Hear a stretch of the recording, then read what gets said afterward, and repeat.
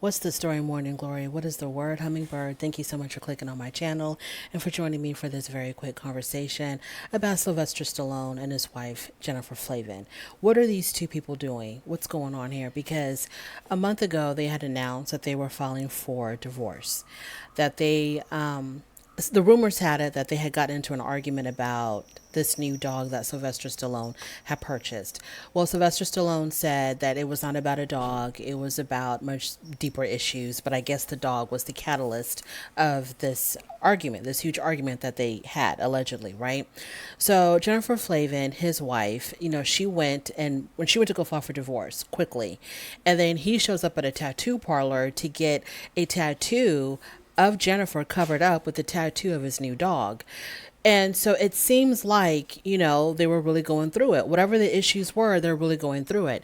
She had said that she could not take his excessive spending anymore, and that was part of the reason why she was filing for divorce. He denied any type of financial wrongdoing.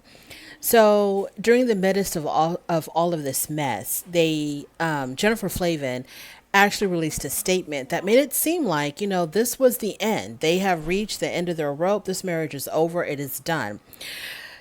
She says, I'm sad to announce that after 25 years of marriage, I have filed for divorce from my husband, Sylvester Stallone. While we will no longer be married, I will always cherish the more than 30-year relationship that we shared, and I know we are both committed to our beautiful daughters. They have three adult daughters together. I ask for privacy for our family as we amicably move forward. Then they reconcile after about I don't know how many days. They end up reconciling. He's posting pictures of them being all lovey dovey, and they're back together again. Fine, wonderful. But why did a fight? It seemed like y'all were having like a normal fight between a husband and wife. Why did that lead to such drastic measures? Why did y'all have to take such drastic actions like filing for divorce, getting tattoos covered up?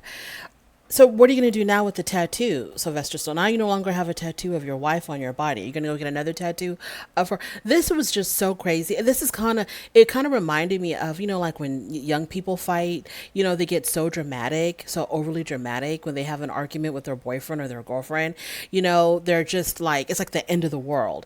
These people are in their 50s and their 70s, and they had a fight. Okay, you had a fight as a married couple. Why did y'all take such drastic measures? And exactly what was it that brought them back together again? This has got nothing to do with the price of rice, but it's just something that I had come across. And I was like, what are these two old people doing? And then Sylvester Stallone, you're in a tattoo shop, a tattoo parlor, getting the tattoo of your wife covered up with your new dog. And you post it on social media, but then y'all want to talk about please respect our privacy. And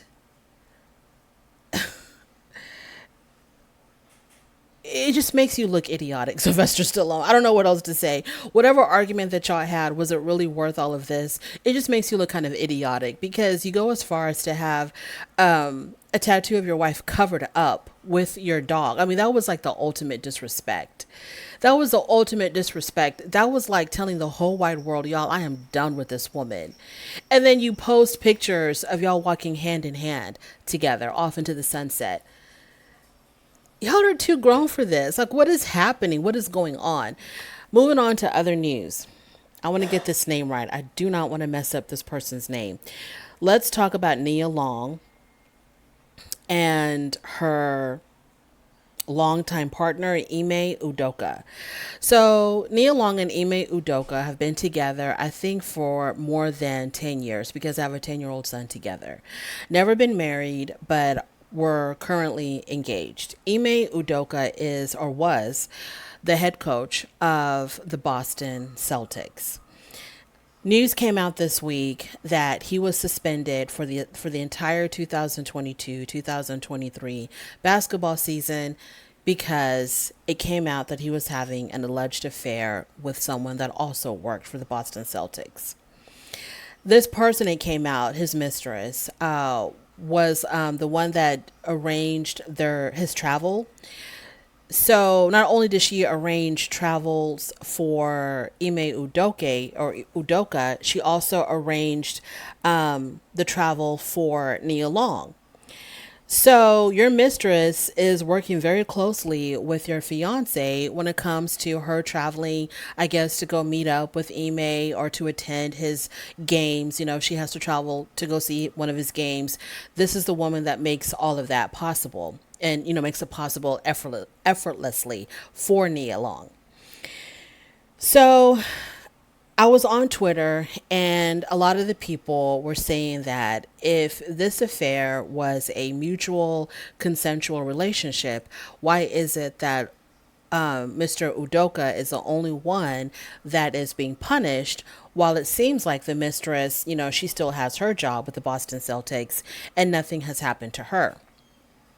The only thing that I can say from what I know when it comes to HR issues is that the one who is in the superior position is the one that's going to carry the brunt of the punishment. They're not really going to do much with the subordinate because the one who has the higher position basically should know better that you cannot fool around with a subordinate, no matter if the relationship is consensual, because it looks kind of shady. You have more power. You have the power to fire this person. You have the power to affect how they, what they do for work, what they do for employment. You have the power to affect all of that. So, like, if she makes you mad, you can cut her hours or cut her pay or move her to another position. You have the authority to do that, whereas the subordinate doesn't have that authority to do that to the one that's above them. So, if there's a punishment to be handed out, it's going to land on the one with the higher paying position, the one who's, a little bit more in power. So, there's also rumors going around that this was not the only woman that Mr. Udoka was messing with, that there are other females. I don't know if that's true or not. That's right now alleged.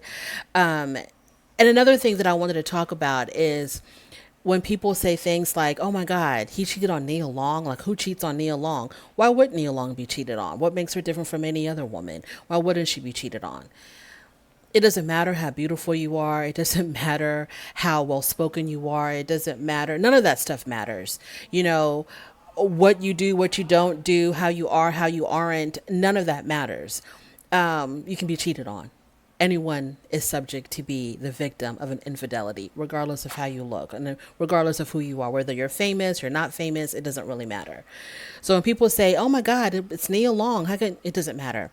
Now, the thing that I found most offensive is someone had made a TikTok video saying that, well, we don't know what he went through with her. We don't know what kind of woman Nia Long is. We don't know what kind of headaches she gave him. It doesn't matter what kind of headaches she gave him. If she gave him too many headaches, his solution was not to cheat on her, but to end the relationship and move on. That would have been the solution, not to have an affair on her. Like when they talk about, and they compared Nia Long to Halle Berry, saying that, well, Halle Berry, she's so beautiful, she's so talented, but, those men were really going through something with her. People were saying that she was unbalanced, that she was whatever, like she was the problem in her relationships. And that's why she could never really hold down a relationship. Well, no one, she doesn't deserve to be cheated on. If she's a problematic partner, then you end the relationship. You don't cheat on them. So it's just crazy to me how, someone who has a lot to lose, you're in this powerful position, you are a head coach of a major basketball team, and you risk it all for what? You risk it all for what? And also it was said that this woman, the mistress, was making the arrangements for Nia to move from, I guess, LA to Boston. She was the one making all of these arrangements, because her fiance wanted her to move to Boston, or was, having her move to Boston, and had put his mistress in charge of all of these arrangements for her to make this move. And it's just kind of like, wow, y'all are savage. to the fact that y'all are having an affair with one another, but then y'all are helping this innocent woman. When I say innocent, I'm assuming she didn't know about the affair. Y'all are helping Nia Long make this move to go live with Mr. Udoka, and the whole time y'all are messing around with one another. That is savage. That is cold. Cold, cold. I mean, she has been betrayed like on so many levels. This woman has been betrayed. And now she has to deal with this publicly. And also, on top of all of that, it was also said that he knew this news was going to break like in the summertime. But she didn't find out until the rest of us found out about it. Or right before we found out about it, right before it broke, I guess. I don't know. But he knew that he was going to be suspended because the NBA had already talked to him about this sometime in June or July. And I wonder what really brought this to the NBA's attention. I wonder if it was like a third party that told, or if it was the mistress herself that complained, because it was also said that she had complained about Mr. Ime Udoka saying inappropriate things to her, that she had made a complaint about that. And I wonder if that's what broke the story to the NBA. I just don't understand the things that people do to risk their position. You know, they work so hard. And I believe he was a former NBA player himself. So he went from player to coach. You worked so hard as a, to get to the position of being a professional athlete. And then, you were good enough. Someone saw something in you to make you a head coach of a major NBA team. And I think the Celtics made it to the finals last year. So he was doing a really good job as a coach. And now you're going to risk it all over a fling? It just boggles my mind, the decisions that people make when they have a lot to lose. I mean, did he think he was so untouchable that nobody would say anything, that the mistress would forever keep her mouth shut? And also, the mistress is supposed to be married as well.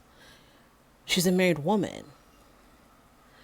This is not Hollywood. This is not the movies. Y'all are making some real life decisions with some real life consequences. And I don't know if y'all think that y'all are in a Hollywood movie. And when it gets too tough out there, someone's just gonna start rolling the credits and it's all gonna be over and it's all gonna go away. No. It's just really, and then why weren't they ever married? Not to say that they should have been married, because I'm thinking if you are engaged, you're planning to be married, and they have been engaged for like 8 years or something. I wonder why they never got married. That's another question that I have. Why didn't this ever lead to marriage? And if one of them was never ready to take that next step to be married, then what kept them together?